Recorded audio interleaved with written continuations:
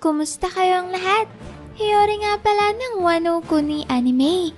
Ito na famang makapanindig balahibong labanan at nag-aapoy ng mga aksyon sa pinakabagong chapter ng Elbaf arc ng One Piece. Sana pala'y ilike niyong videong to at sana'y huwag niyong skip kahit yung maikling ads lang dahil sobrang naking tulong na nito sa akin at sa ating channel.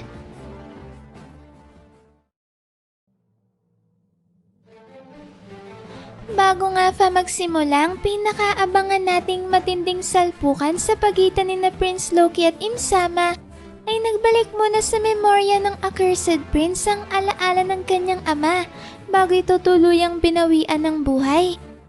Kasama naman sa mga naalala ni Prince Loki ang naging huling mensahe ni King Harald, kung saan sinabi nito na siya na raw ang pinakamasamang hari ngayon sa buong kasaysayan ng Elbaf.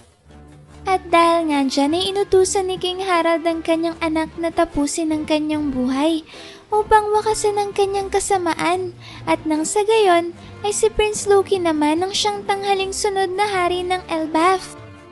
Pagkatapos naman ng sandaling flashback na yan ay kagad na ring bumalik sa kasalukuyan ng chapter kung saan sinabi ni Prince Loki na nung panahon nga raw na nasawi ang kanyang ama ay nasa 144 years old lamang ang edad nito, malayo sa normal na haba ng buhay ng mga giants na tumatagal ng 300 years. Sinabi ng Accursed Prince na masyado pa raw bata ang kanyang ama, subalit dahil nga raw sa ginawang panlilinlang ni Im-sama dito, ay napilitan si Prince Loki na tapusin ang buhay ni King Harald para lamang mailigtas ang Elbaf. At dahil nga raw si Im-sama ang siyang pinaka-responsable sa maagang pagkamatay ni King Harald, ay sisiguraduhin raw ni Prince Loki na pagbabayarin niya ito para may paghiganti ang kanyang ama at bigyan ng hustisya ang bigla nitong pagkamatay. Pagkatapos naman yan masabi ng Accursed Prince ay mabilis na sumagot si Im-sama at sinabing siya nga raw mismo ang unang-unang naperwisyo ng dahil sa pagkamatay ni King Harald.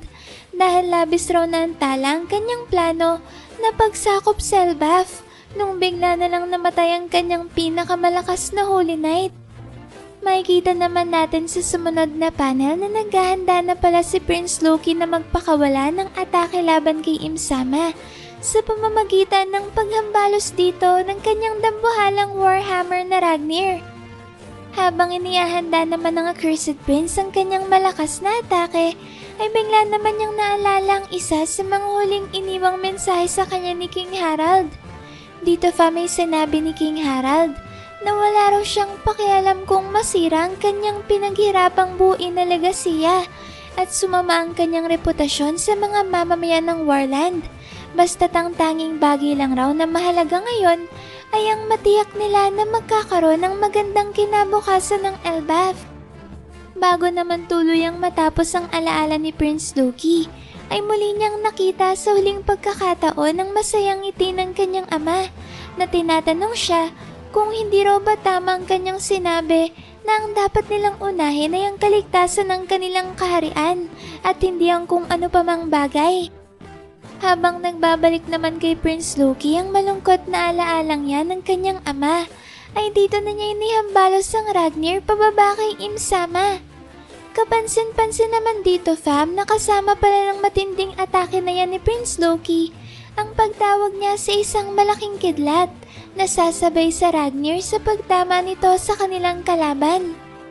Habang nasa akto naman ng pag-atake si Prince Loki ay tinanong niya si Im-sama kung ano raw ba ang ginawa nito sa kanyang ama at paano niya raw ito na persang gumawa ng masasamang mga bagay.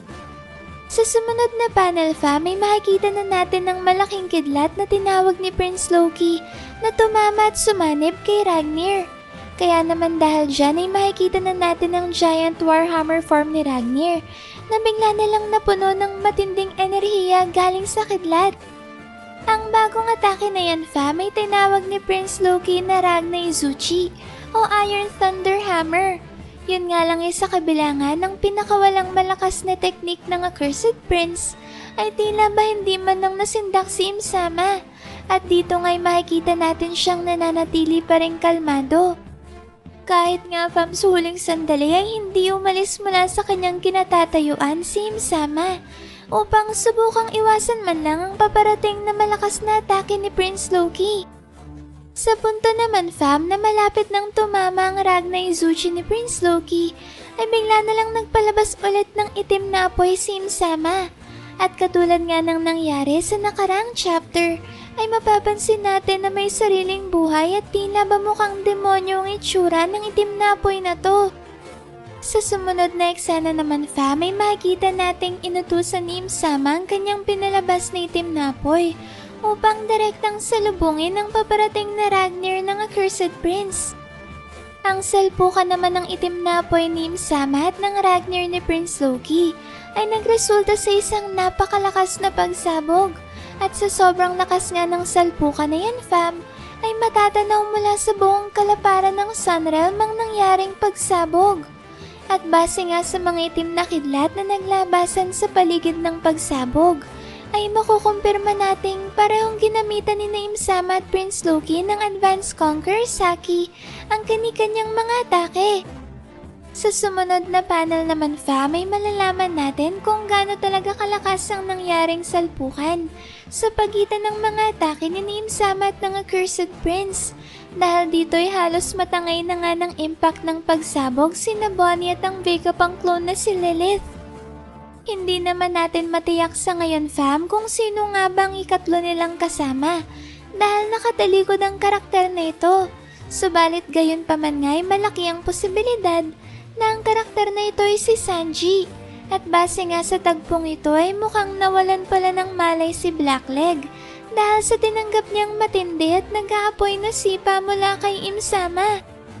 Kung mapapansin kasi natin fam, ay tila ba nilipad ng impact ng pagsabog ng salpukan ni Im-sama at Prince Loki ang katawan ni Sanji.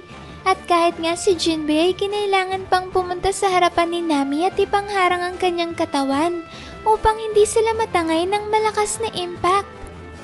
Hindi naman makapaniwala si Prince Loki nang makita niya na hindi man lang natinag si Im-sama ng kanyang pinakawalang malakas na atake.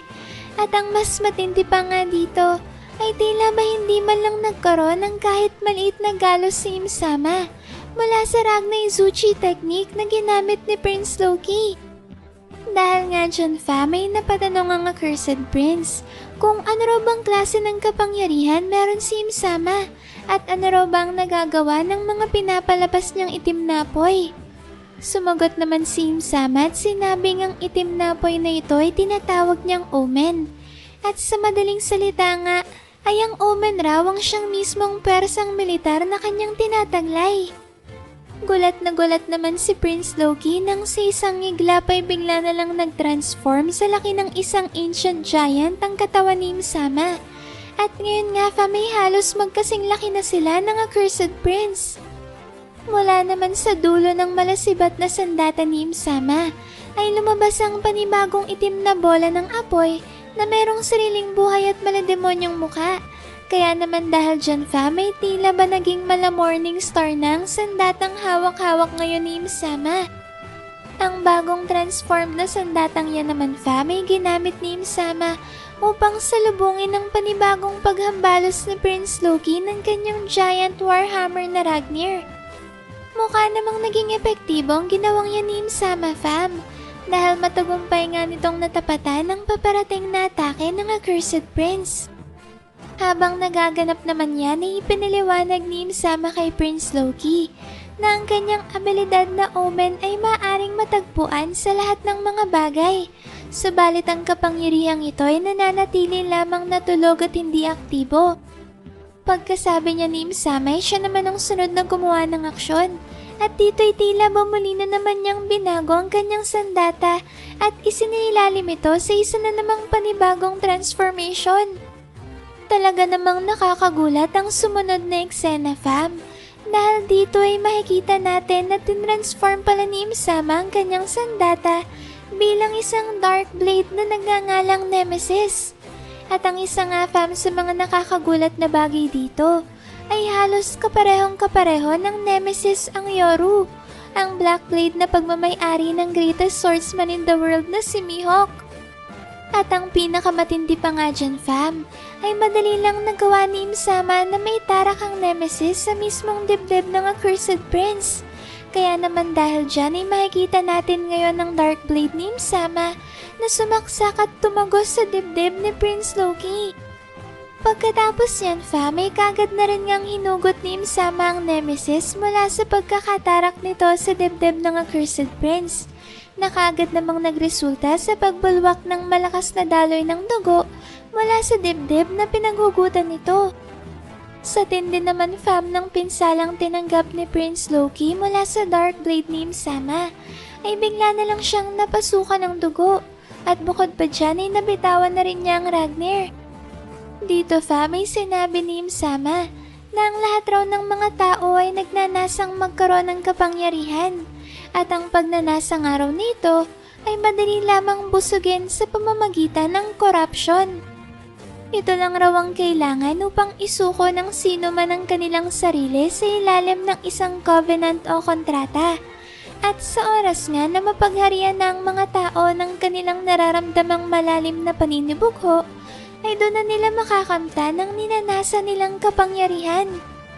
Habang sinasabi naman niya ni Imsama, fam, may magkakasunod na pinakita ang flashback ni Dory at Brogy na napasailalim sa kanyang technique na Domireverse at nag-transform bilang mga demonized giants.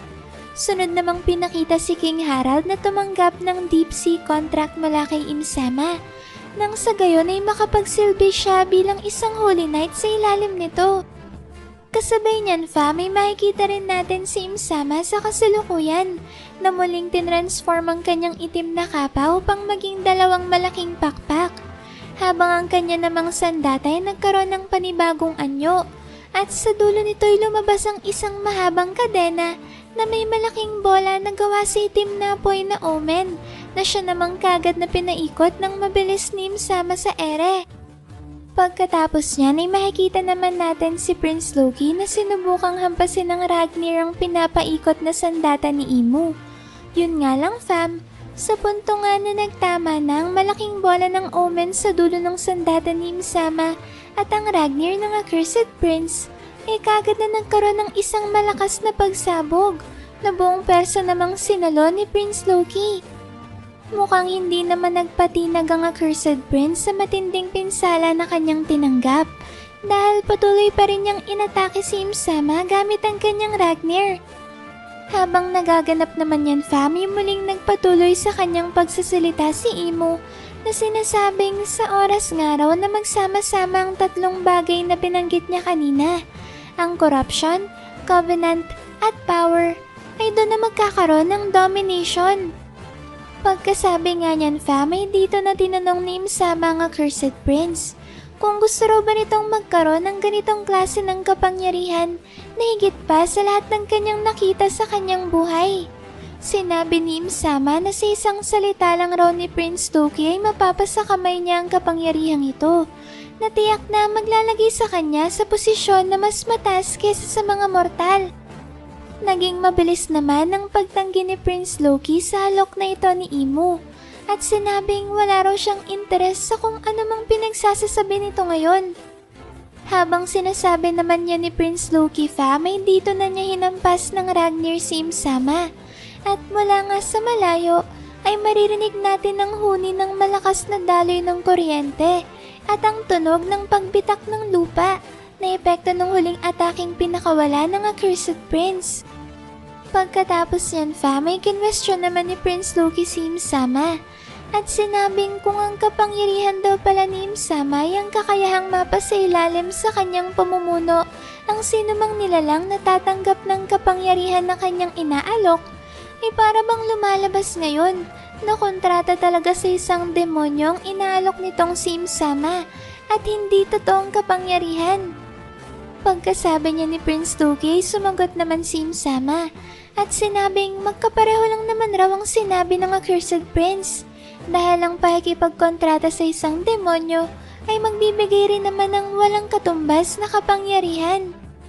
Habang nagaganap ang usapang yan, fam, ay mapapansin naman natin na tila ba nagsisimula ng mapagod si Prince Loki, dahil tila ba ngayon ay hinahabol na niya ang kanyang paghinga. Habang si Imsama naman ay mukhang hindi man lang napinsala ng huling ataking pinakawala ng Accursed Prince.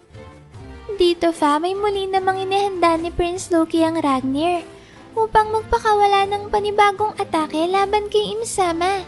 At habang naghahanda na nga sa pag-atake ang Accursed Prince, ay sinabi niya kay Imsama na ang tanging bagay lang raw na kanyang tinitiyak ay hindi siya kailanman magpapasailalim sa sinuman, lalong-lalo na nga raw kay Imo.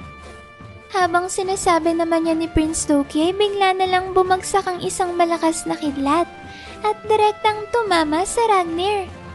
Pagkatapos yan fam ay sinagot naman ni Imsama ang naging huling pahayag ng Accursed Prince at sinabi ngang mismong mundo nga raw ay nagsasaya sa tuwing napapasailalim ito sa kanyang pamumuno at kapangyarihan. Pagkasabi niya ni Imsama ay bigla namang nagbalik sa kanyang alaalang mga panahon na magkasama pa silang nagtatawanan ni Joy Boy. At sa maikling flashback na yan fam ay masasabi natin na tila ba dating malapit na magkaibigan sina Joy Boy at Imsama. Pagkatapos naman niyang maalala ni Imsama ay bigla na lang nagbago ang kanyang emosyon at mula nga sa pagiging kalmado ay bigla na lang siyang nagsisisigaw sa galit na ngayon ay tinatanong kay Joy Boy kung tama raw ba ang kanyang sinabi na makakamtan lang ng mundo ang totoong kasiyahan sa oras na mapagharian nito ng kanyang kapangyarihan. Habang sinisigaw naman niya ni Imsama ay nagpakawala rin siya ng napakalakas na burst ng Conqueror's Haki na mararamdaman sa buong Elbaf. At pagkatapos naman nga ng tila pag-aamok na yan ni Imsama ay sandaling pinakita si Luffy na kasalukuyan pa rin kumakain sa loob ng Walrus School. Mapapansin natin dito fam na bumalik na sa kanyang normal na itsura si Luffy mula sa kanyang pagiging pagod na lolo form na resulta nga ng labis na paggamit niya ng kanyang Devil Fruit Awakening na Gear 5. Dito fam ay pilit na sinasalpak ni Luffy sa kanyang bibig ang anumang pagkain na kanyang mahawakan. At habang punong-puno pa nga ang bibig ni Luffy, ay sinabi niya na kailangan niya raw magpakabusog at kumain ng marami dahil hindi pa raw siya nakakaharap ng ganito kalakas na kalaban. Napatanong pa nga si Luffy kung ano raw bang klase ng haki meron ng kalaban na dumating ngayon sa Elbaf. At sa sobrang lakas nga raw ng haki nito ay pakiramdam niya ay para siyang nalulunod. Sinabi ni Luffy na kung hindi nga raw siya kakain ng ganito karami ay hindi niya magagawang talunin ng kakaharapin niyang sobrang lakas na kalaban. Pagkatapos naman yan fam ay bumalik na ulit ang eksena sa laban sa pagitan ni Imsama at Prince Loki, kung saan makikita natin ang Accursed Prince na matagumpay na napuruhan si Imsama dahil ang kanyang atake na Ragnai-Zuchi o Iron Thunder Hammer ay direktang kumonekta sa katawan ni Imo. Dito fam ay napatanong si Prince Loki kung bakit naman raw sa gitna pa ng kanilang laban biglang lumipad sa kung saan ang isipan ni Imsama. Nasabi tuloy ng Accursed Prince na masyado raw ata siyang minamaliit ni Imsama dahil may lakas ito ng loob na alisin ang kanyang buong atensyon sa kanilang laban. Dahil naman nga fam sa pagsolo ni Imsama ng buong persa ng atake ni Prince Loki, ay mabilis na lumipad ang kanyang katawan papunta sa gitna ng Treasure Tree Adam.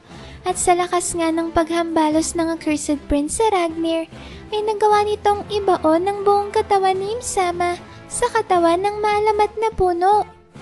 Pagkatapos naman yan fam ay kagad na nag-transform si Prince Loki sa kanyang giant black dragon form na tila ba labis na kinabigla ni Imsama. Hindi naman nag-aksaya ng panahon si Prince Loki at kagad na niyang inihanda ang signature finishing move ng kanyang dambuhalang Nidhogg form. Habang nag-iipon naman ng enerhiya sa kanyang bibig ang Accursed Prince, ay makikita naman natin si Imsama na sinasagawa ang simbolo sa kanyang mga daliri na kanyang ginagawa sa tuwing gagamitin niya ang kanyang technique na Omen.